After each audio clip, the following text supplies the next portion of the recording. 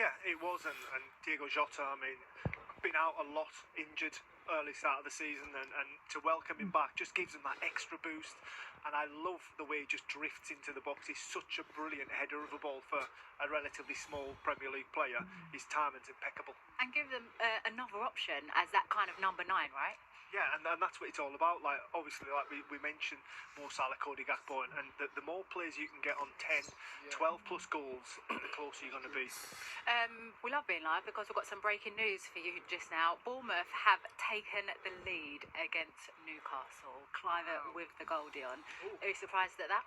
I'm not surprised at Bournemouth scoring goals. I'm just surprised they've scored it His first. dad will be on the phone after the game, won't he? Exactly.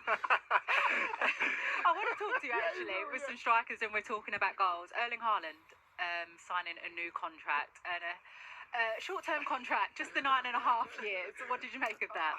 Do you know what? Incredible. I just think as a footballer, and even someone of Erling's age, you don't know what you want to be doing in 9.5 years. It's such a long contract. He must feel really passionate about the club. Obviously, his dad played for it, so there's that in it as well.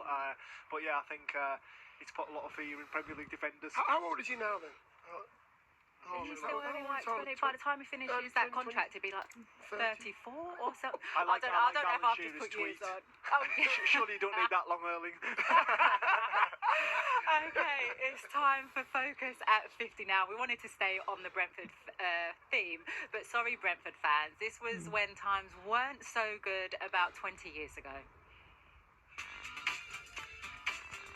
Many managers would go out of their way to help their club's financial plight, but that's not the case for Brentford's Martin Allen. Head of his side's trip to Oldham in the FA Cup, he, along with 6 of the club's supporters, took part in a 25-mile bike ride. The club is struggling at the moment to pay the wages,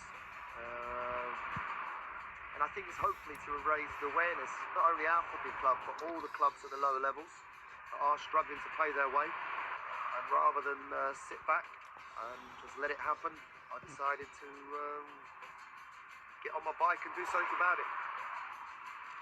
A good run in the FA Cup would go some way to relieving Brentford's financial worries, starting with a win over Oldham today. And with over £20,000 raised after the auction of his bike, it's a job well done for the league's most hands-on manager. Well, Brentford have certainly come a long way since those days. Good on you, Martin Allen. Well, here's what we have for you this weekend. You can keep up with all of today's games on Final Score from 2:30 on iPlayer and 4:30 on BBC One. You've got highlights for tonight at 10:30, which will be on Match of the Day. And Match of the Day 2 has all of the Sunday action from 10:30. And the Champions League is back in midweek. Match of the Day will be on at 10:40 on BBC One, with every goal from every game available on BBC iPlayer.